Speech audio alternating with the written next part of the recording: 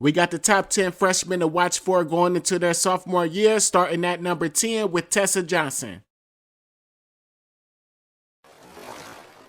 Coming off an amazing year with South Carolina and an amazing championship game, her confidence has to be really high right now.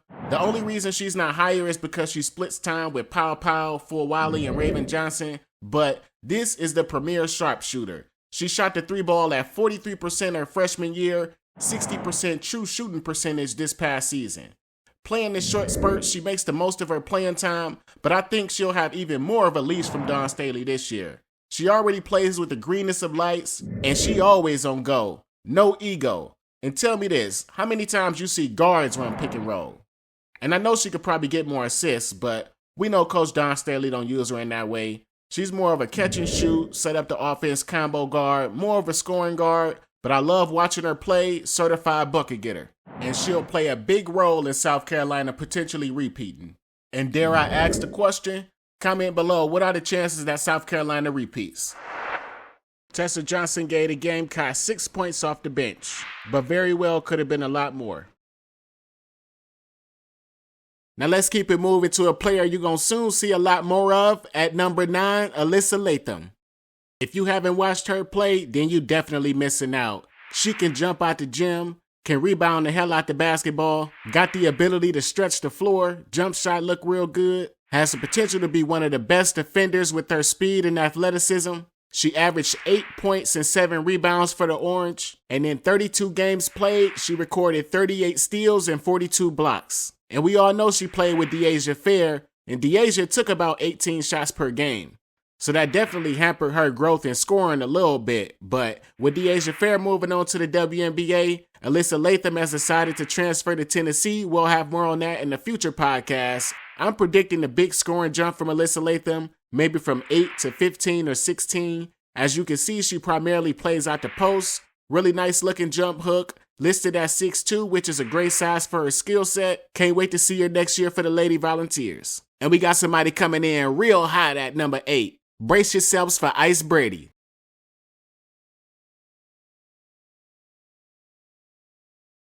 One of the more genuine people I've gotten to watch. After fighting back from knee surgery and having a red shirt her entire freshman year, I never saw her down. I saw her on the sideline rooting for every Paige bucket, every Aaliyah Edwards bucket, and I know playing behind Aaliyah Edwards has prepared her for what she's about to go through this year. And a lot of people forget, because of the red shirt year, that she was number 5 in her recruiting class. I'm predicting that her scoring is going to go up to make her the number 2 or number 3 option on UConn. Yes, she's that good. She can also hit the 3 ball, and she don't hesitate on her jumpers. Nice thick physique, she holds box outs and jumps on rebounds.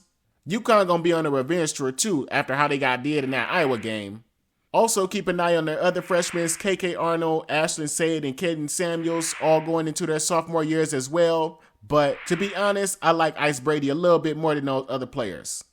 And let's be honest, Ice Brady gotta be one of the better names you done heard.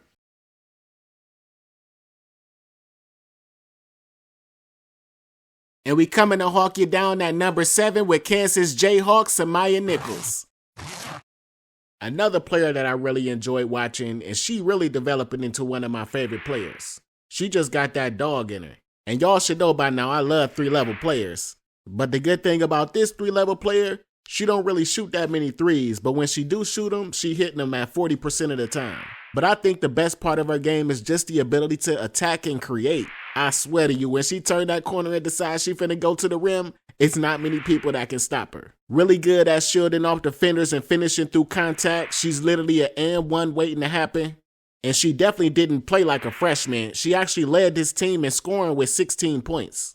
And that was with 5 other seniors on the Jayhawks, including Tiana Jackson, who was drafted to the Connecticut Sun. And playing for the Jayhawks, this is her hometown. She's from Kansas, so you know she's comfortable out there playing in front of friends and family. In the tournament loss to USC in a round of 32, she had 22 points while the next leading scorer had 10. I'm telling you, this one right here, she like that. She built for the spotlight. Now I want y'all to take a trip to the South with me. At number 6, we going down to Louisiana for LSU Fighting Tiger Mikaylah Williams.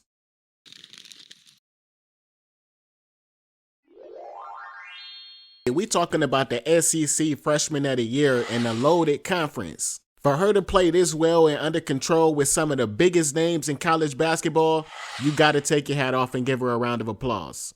Such a mature young woman with so many mouths to feed on this team, she was able to pick her spots and really became a go-to player down the stretch for LSU. She shot the ball at a very high level, 38% from three, and she started in all but one game and gave LSU 15-5-3. With Angel Reese and Haley Van Lith moving on, that means most shots for Mikaylah. And she already done showed you what she can do with that. In just her fourth college game, she scored 42 points on 15 of 20 shooting. What I want to see more out of Mikaylah next year is more playmaking. LSU will be returning a lot of players and they not losing many, and they did get some in the transfer portal, so I want to see them assist numbers going from 3 to at least 5 because she can handle the hell out of that rock. Now this is where the list get interesting. We moving into the top 5 players to watch for going from their freshman to sophomore year, but before we get into the list, if you're enjoying what you're hearing, please like and subscribe. Don't forget to comment your thoughts and share the video with your friends. But enough rambling by me, let's grab the bull by the horn and move to number 5 and talk about Texas Longhorn star Madison Booker. This is a superstar, AP All-American, a true point guard in a forward's body. She donned the number 35 and played for the Longhorns. Sound familiar? She models her game after Kevin Durant, and if you look close enough, their jump shots look almost identical. And I just want to explain how unique and wide open her game is. The most points she scored in the game this year was 29. The most rebounds she had in the game this year was 12. The most assists she's had in the game is 14. She literally a triple threat nightmare in the mismatch for most teams.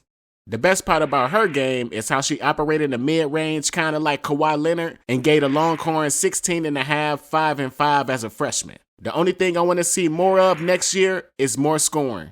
She only takes 13 shots a game, so the 16.5 is efficient. If she really want to tap into that KD playstyle, I want to see more shots. She could move up on this list if I see more scoring.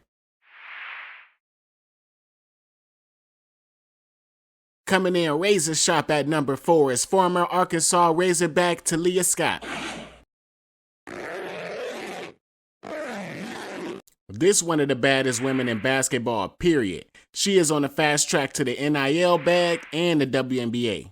Talia Scott missed all but one game in January, and when she came back, she was kind of out of rhythm and had some bad games that kind of messed up her percentages. But before those 4 or 5 games, she was on a tear. She don't take the logo threes like Caitlin Clark, but she shoots 9 threes a game. She got that Mamba-like confidence. She knows she out there to whoop ass and get buckets. She's had 7 games with 4 or more threes and averaged 22 in 20 games for the Razorbacks. She's had 3 30-point games and 13 games with 20 or more. When she was on the court, she was putting fear in so many defenses and coaches were really building schemes to try to stop her. What I would like to see more of from Talia Scott is being more of a playmaker. I get it. If this is her game, then okay, pair her with a combo guard and let her just go to work offensively. But if she wants to get higher on this list, I need to see more assists and less turnovers. But honestly, either way, it don't matter. She will be a must-have player in a loaded draft class. I can promise you that. Coming in at number 3, we got a player that's wild and full of energy, Mikaylah Fulwiley. One of the premier players in college basketball. I know she a lot of y'all favorite player.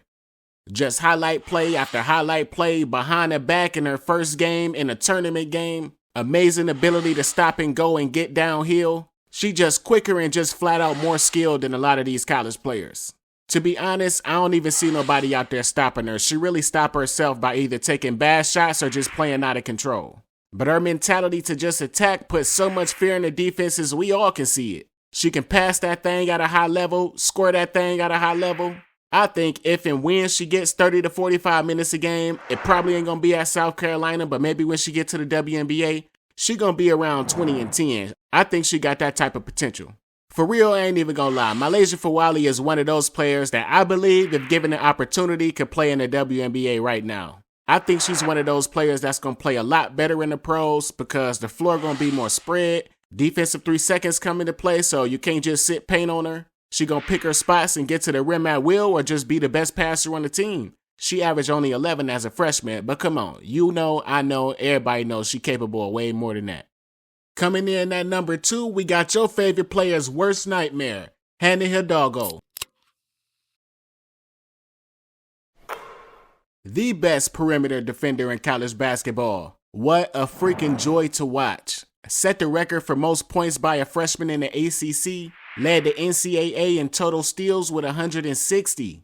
Led the ACC in minutes, steals, field goals made, win shares, plus minus, and a bunch of other stuff I ain't got time to tell you about right now. This girl scored 31 in her college debut, and that was versus South Carolina, who went on to an undefeated season and national title. She had 1 triple-double, and that was against Virginia Tech with Liz Kitley and Georgia Amore playing. She also had a 12-steal game, and seriously, how you let this girl walk you down for 12 steals? Of Hannah Hidalgo's 35 games played, she only recorded less than 3 steals 4 times. And in 3 of those games, she had 2 steals. The only other game where she didn't have a steal, she had 31, 10, and 6 in a win over Paige Beckers in UConn. Noticing the pattern here? She plays the best against the best. And let me not sleep on her playmaking. She gonna make the players on this team so much better, you just wait and see. She gave the Fighting Irish 22, 6, and 5, and 4.5 steals. Can't wait to see what she gonna give us in her sophomore year. And now, the number 1 freshman going from their freshman year to their sophomore year, to no one's surprise, Juju Watkins.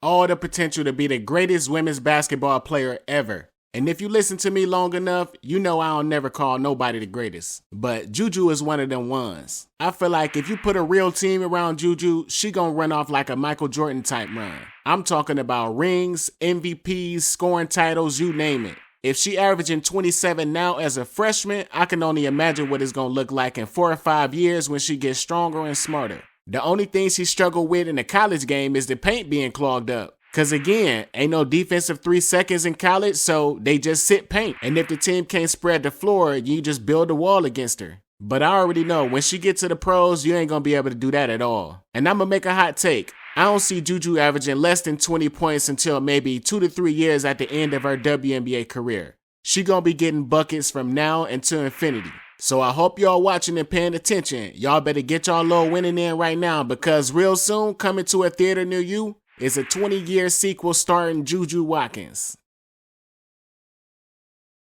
But there you have it. Have a look at our top 10 lists of freshmen to watch for going from their freshman year to their sophomore year. If I missed any players, I'm sorry. Feel free to kill me in the comments. Thank you to everybody who listened and watched this video. I'm Els the Truth for PRNM. Talk to you on the next one.